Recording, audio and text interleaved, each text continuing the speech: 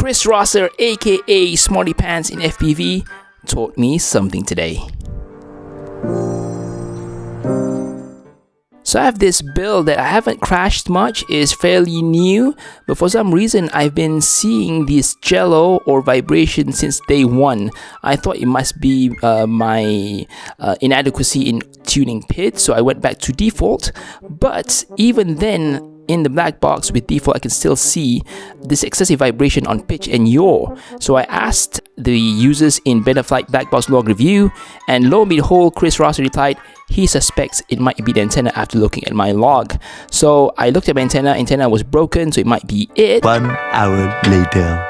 But unfortunately, it didn't work. So it was not the fact that I had a crack in the head of the antenna. So then it must be the mount, because Chris Rosser always says that look at the mount, because mount can actually create excessive vibration too. So I then printed out a stiffer mount. You see, it's a bit more stiff, a bit stronger.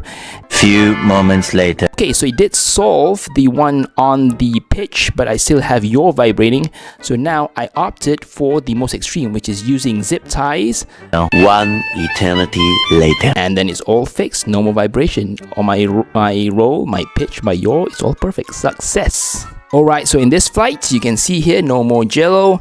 Even with throttle on, flips, rolls, no problem.